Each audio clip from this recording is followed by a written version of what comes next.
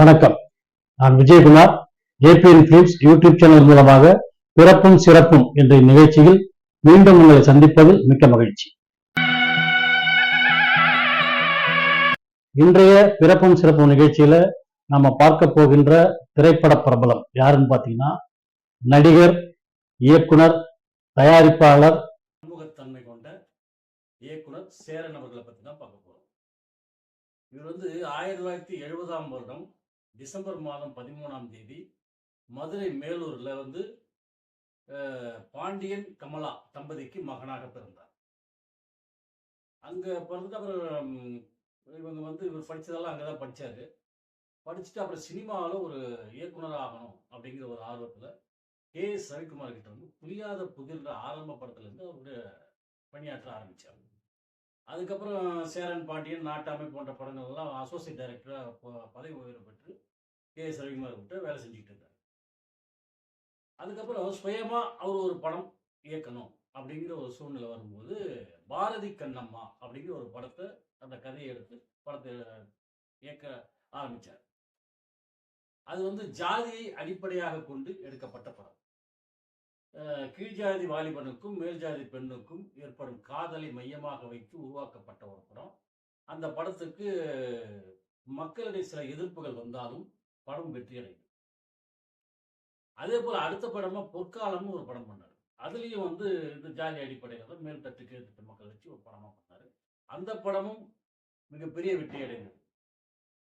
இந்த படங்கள் எல்லாம், இந்த படம் அவர் பண்ண ஆரம்ப கால படங்கள் எல்லாம் பார்த்தீங்கன்னாக்கா, கதை மட்டும் முக்கியமானதாக அமைந்தது. அது திரைக்கதைகளை அப்படி சிறப்பாக அமைத்தார். வசனங்களும் ஒரு கூரிய வாளை போல் அமைந்தது. அதான் அந்த படங்கள்லாம் மிகப்பெரிய வெற்றியை கண்டது.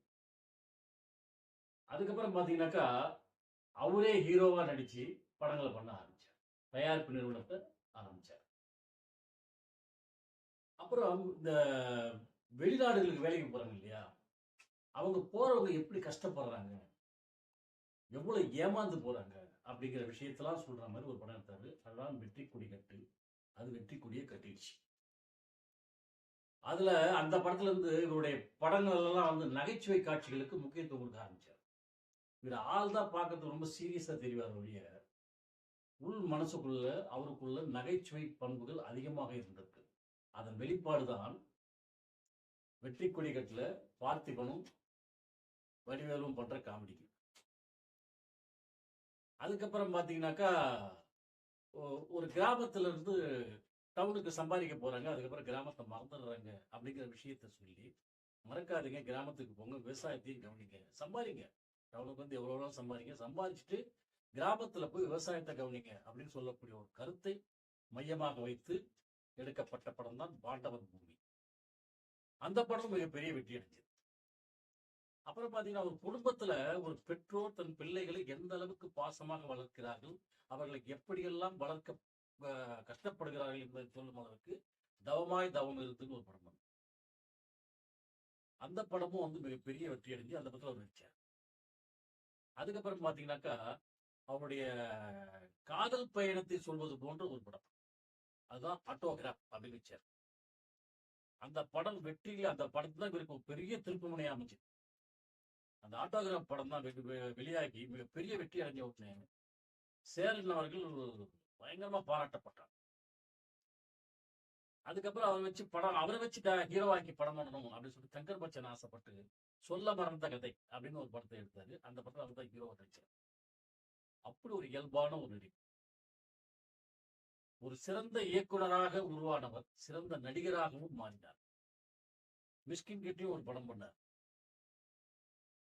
அதுல புலன்களை விசாரிக்கும் ஒரு உயர் அதிகாரியாக அவர் அந்த படத்தை யுத்தம் செய்கிற படத்தில் பண்ணார். இப்படி தொடர்ந்து அவர் வெற்றி படங்களா கொடுத்துக்கிட்டே வந்தாரு. அப்புறம் மாயக்கண்ணாடின்னு ஒரு படம் பண்ணாரு, பொக்கிஷம்னு ஒரு படம் பண்ணாரு. இந்த படம்லாம் அவர் கொஞ்சம் சர்க்கிளை உருவாக்குச்சு, பல பிரச்சனைகளை உருவாக்குச்சு, பொருளாதார ரீதியாக அவர் பாதிக்கப்படக்கூடிய சூழ்நிலைக்கு உருவாச்சு. அது மட்டும் இல்லாம அவருடைய குடும்ப பிரச்சனைகளும் அவருக்கு பெருசா இருந்ததுனால அவருடைய வாழ்க்கையில பெருசா சாதிக்கக்கூடிய விஷயங்களை எல்லாம் தகர்க்க வேண்டிய நிலைமைக்கு ஆளானார். அப்புறம் அதுல இருந்து குடும்ப பிரச்சனைகள் இருந்தும் பொருளாதார பிரச்சனைகள் மீண்டும் வெளியே வந்தார். வெளியே இப்ப திருப்பியும் தன்னுடைய நடிப்பு தொழிலை தொடர்ந்து கொண்டிருக்கின்றார். திரு சேரன் அவர்கள் இந்த சமுதாயத்திற்கு பல நல்ல விஷயங்களை தன் படத்தின் மூலமாக கூறியிருக்கிறார். தேசிய கீதம் ஒரு படம். அதுல அரசியல் ரீதியான பல விஷயங்களை சொல்லி மக்கள் கிட்ட விழிப்புணர்வை ஏற்படுத்தியிருக்கிறார். இப்படி அவர் சிறந்த கதைகளை உருவாக்கி, சிறந்த திரைக்கதைகளை உருவாக்கி, வசனங்களை வைத்து அற்புதமான படங்களை கொடுத்த சேரன் அவர்களின் பிறந்த தினமான இந்த டிசம்பர் 13ஆம் தேதியை உழைப்பாளர்களின் தினம்னு சொல்லலாம். ஆனா ஏற்கனவே அப்படி ஒரு தினம் இருக்கு. அதனால சிறந்த இயக்குநர்களின் தினமாக கொண்டாடுவோம் என்று கூறி விடைபெறுகிறேன். நன்றி, வணக்கம்.